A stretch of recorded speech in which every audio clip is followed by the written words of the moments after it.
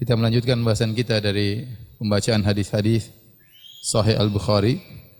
Kita masuk pada bab yang ke-9, masih dalam Kitabul Wudu, bab ma yaqulu indal khala. Bab tentang apa yang diucapkan seorang tatkala buang hajat. Al-khala maksudnya adalah tempat buang hajat, ya. Asal dalam bahasa Arab al-khala artinya sesuatu yang kosong, ya, tempat yang kosong. Karena dahulu orang Arab zaman dahulu mereka tidak punya toilet dalam rumah, sehingga kebiasaan mereka kalau mereka hendak buang air mereka pergi ke tempat al-khala, tempat yang kosong. Dinamakan al-khala karena tempat tersebut jika tidak digunakan untuk buang air tetap kosong, tidak dihuni, sehingga jadi istilah al-khala, maksudnya adalah tempat buang air. Seperti kita orang Indonesia, kalau buang air kita bilang mau ke belakang, meskipun WC-nya di depan, ya. Kita bilang mau ke mana? Mau ke belakang. Sudah jadi istilah dan itu bagus. Kita katakan mau ke belakang, ya. Oleh karenanya menjaga tutur kata yang baik itu dituntut dalam syariat.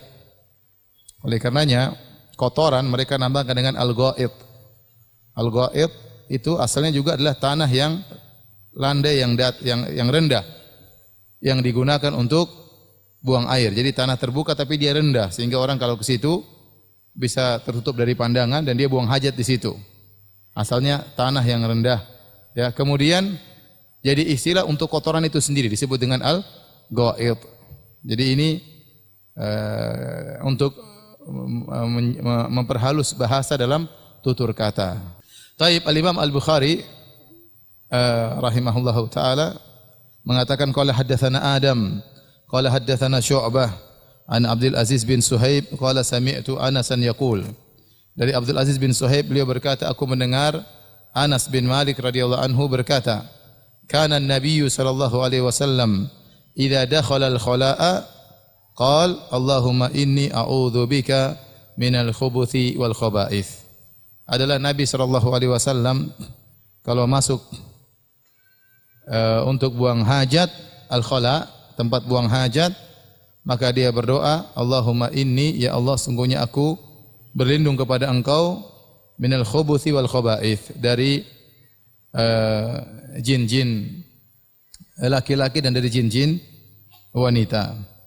Taba'ahu Ibnu Ar'arah an Syu'bah wa qala Gundarun an Syu'bah idza atal khala. Dalam riwayat yang lain dari Gundar dari Syu'bah, ya. Kalau riwayat yang dibawakan oleh Imam Al-Bukhari dari Adam dari Syu'bah. Dalam jalur yang lain, ya. Jadi ada beberapa jalur dari Urwah dari Syu'bah, dari Gundar dari Syu'bah. Adapun hadis yang kita bacakan di awal dari Adam dari Syu'bah. Dalam riwayat Gundar dari Syu'bah dengan lafal idza atal khala. Kata Anas, sungguhnya Nabi jika mendatangi al-khala. Wa qala Musa an Hammad idza dakhala. Dalam riwayat yang lain jika masuk.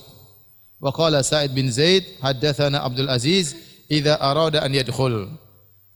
Abdul Aziz meriwayatkan dari jalan Sa'id bin Zaid, yaitu saudaranya Hammad bin Zaid, dari Abdul Aziz dari Anas dengan riwayat idza arada an yadkhul. Jika Nabi hendak masuk ke dalam khala, yaitu dalam tempat untuk buang hajat.